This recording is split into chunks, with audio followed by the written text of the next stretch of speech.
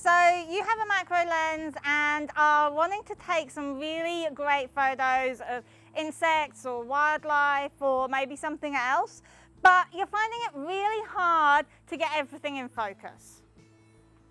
In this video, I'm going to talk you through my top tips for shooting whilst using a macro lens.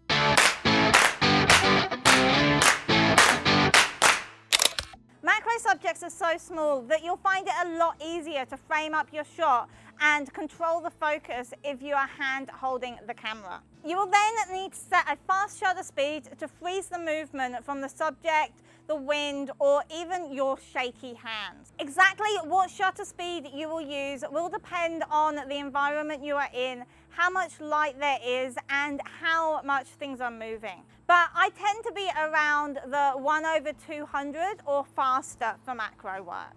Next, you want to set your aperture to a high f number, f10 or higher.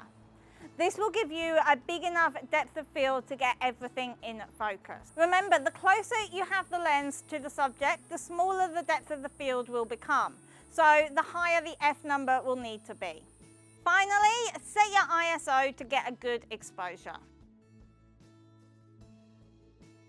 In terms of focus, I tend to use manual focus for macro as it gives me more accuracy, and I find the autofocus can jump around a lot. A lot of modern cameras have a setting where they highlight what is in focus, making it much easier to use the manual focus. If your camera doesn't have this, then you're just going to have to do it by eye.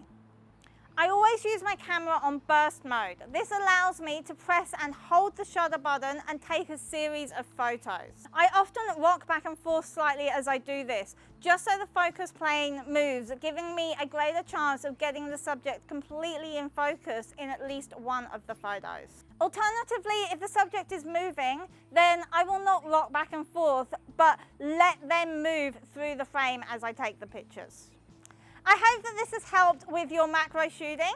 If you have any questions, please drop them in the comments. Thanks for watching, and I'll see you again next week. Bye bye.